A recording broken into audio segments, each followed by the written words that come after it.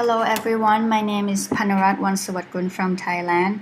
Today I'm going to present my research entitled The Impact of Educational Logistics on Entrepreneurial Success in Higher Education. I think all of us would agree that education is essential for everyone. It is, I would say, an indispensable part of life. Studies have shown that higher levels of educational attainment lead to higher earnings and lower unemployment. But not only that, studies also show that higher levels of educational attainment also lead to lower crime rate, improved health, and greater civic participation. Moreover, educational benefits to schooling such as greater job satisfaction, a sense of achievement, and working in higher status jobs have also been determined from previous studies. According to the U.S. Bureau of Labor Statistics, every time there's an increase in the level of educational attainment, unemployment decreases while earnings increase. So much so that when you look at this table, the highest levels earning are 3 to 4 times greater, whereas unemployment is 5 to 6 times lower. Let me talk more about importance of universities. The university sector plays a very important role in every country's future. Universities mold and educate the leaders and entrepreneurs of the future. It also provides opportunities to its students from whatever background to increase their self-worth and eventually their standards of living. According to a study on higher education in society by BADET, there are 5 key roles of universities. First, universities cultivate highly educated people. In that regard, universities have to provide imaginatively, thoughtfully, and rigorously conceptualized, designed, and implemented teaching and learning programs. Not only will universities provide them with the knowledge, competencies, skills, and attitudes that they need in order to survive and compete in a changing society, but also universities must provide a social and educational environment where students with diverse social backgrounds can experience equity of opportunity and success. The second role of universities is to contribute in forging a critical and democratic citizenship. Aside from that, universities aid in the preparation of students as productive workers for the labor market and the economy, honing their skills and competencies to enable them to contribute to the economic development. Thirdly, universities should be actively involved with society's development needs and challenges. Hence, universities could address these merit of society's problems, may it be environmental, economic, health, others through research. The fourth role of universities is to contribute to the intellectual and cultural development of a critical citizenry through a dynamic engagement with the community.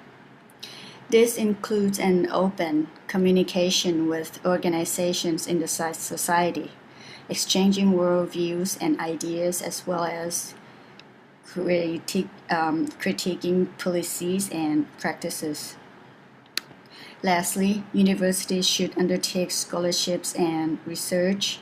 This era is a knowledge-based era, wherein competitive advantage of businesses as well as countries relies upon a critical role of knowledge production and the development and application of such knowledge.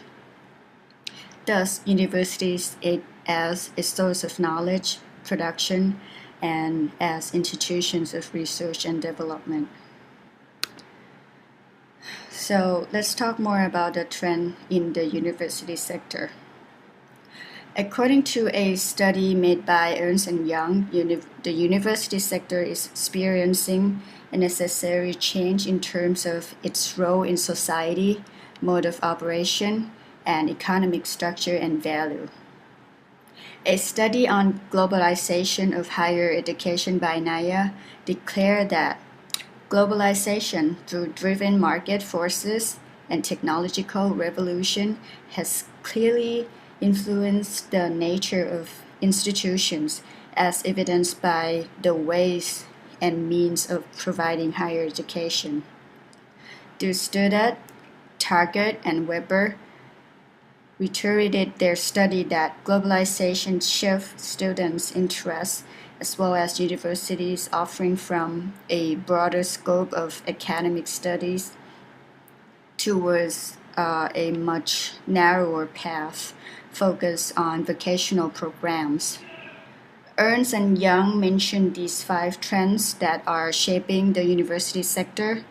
The first trend is democratization of knowledge and access where knowledge can be made available anytime and anywhere online, and that university education is now available to the masses. Universities now are not the only keepers and originators of knowledge. Secondly, university competing for students and government funds and grants are getting fiercer than before. And the third trend is that digital technologies have transformed the way different industries such as retail, media, and others have been operating. And universities are not far from this transformation. These digital technologies will change the way education is delivered and how it can be accessed. The fourth trend is global mobility. Global mobility will create opportunities for global partnerships and consequently to a broader pool of academic talent. The last trend is integration with industries to boost industry-based learning and internships that can eventually be a source of competitive advantage for universities. Moreover, significant deeper relationships with industries will open opportunities for funding of research and its application. But in order for universities to succeed and for them to truly live up to their roles in society, they need to create new business models that are more diverse, dynamic, and which is more suited to needs of its stakeholders. Universities will have to streamline their operations, university administration, and asset base, as well as integrate with other industries to create new innovative ideas and products. Universities will also need to compete for new academic talents and staff for funding of research and concurrently in recruiting students. And universities need to also know about where their strengths are as an organization and their opportunities for improvement in order to gain entrepreneurial success. Let's talk about logistic in business. This paper is not only about universities, but it's also about how to take advantage of logistics management to identify the competitive advantage of a university.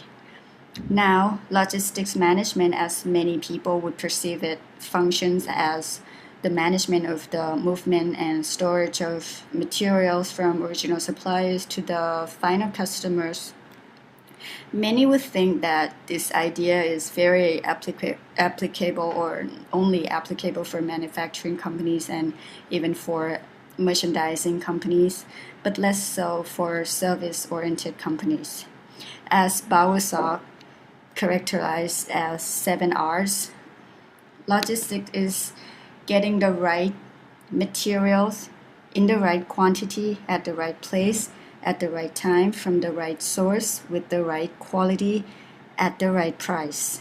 The Council of Supply Chain Management Professionals define logistics management as planning, implementing, and controlling the efficient, effective forward and reverse flow and storage of goods, services, and related information between the point of origin and the point of consumption in order to meet customers' requirements. This figure that you're seeing right now on this slide, it relates to the role of logistics in every trade. It is customers. As you can see, like customers here, customer generate demand for products and then pass on to operations, which create the product or outputs by using the necessary resources, which is then supplied back to the customers. Logistics moves around this loop. There are actually a lot more definitions of logistics and logistics management by scholars and academic, but for this study, this definition of logistics is used as it is more suited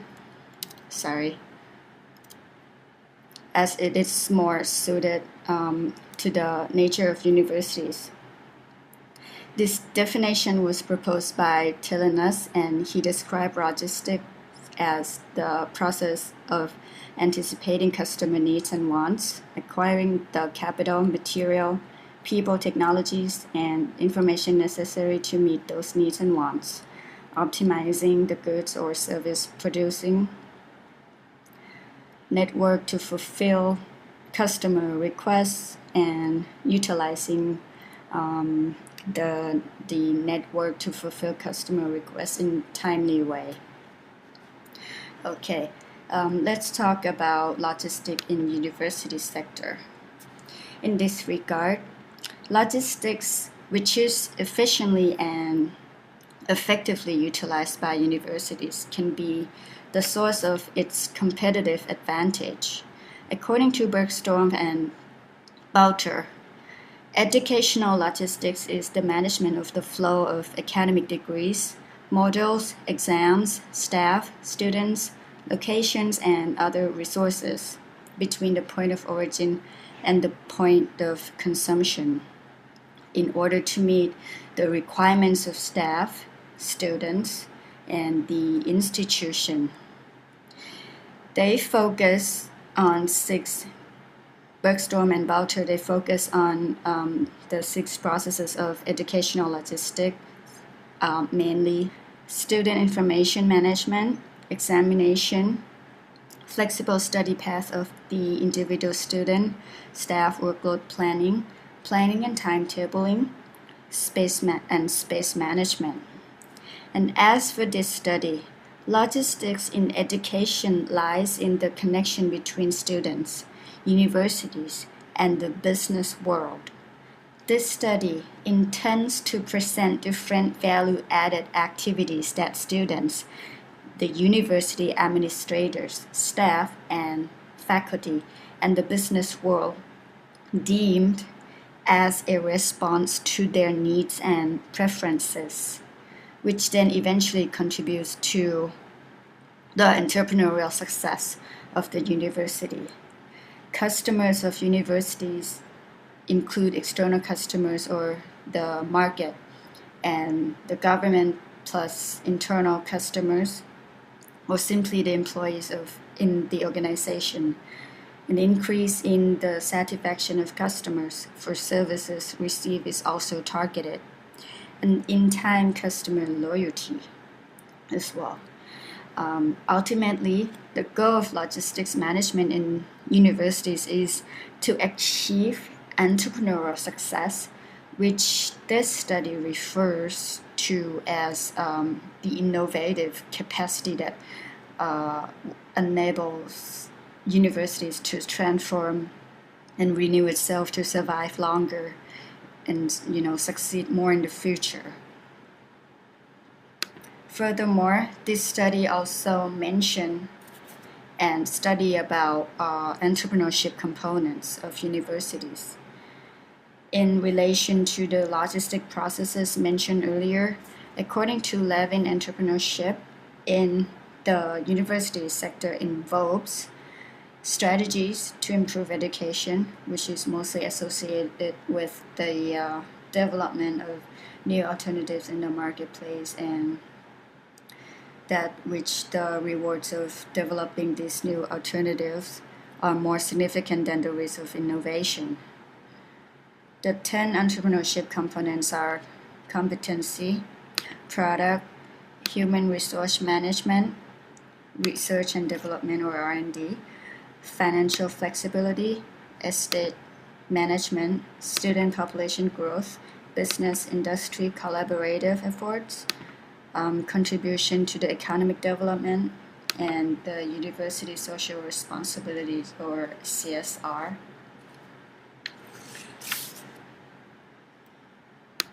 So, in this study, and under these components, data will gather to assess and investigate the entrepreneurial activities and strategy applied to different processes of logistics in universities. It also aims to examine the impact of a streamlined operation of education sectors primary stakeholders, such as teachers, administrators,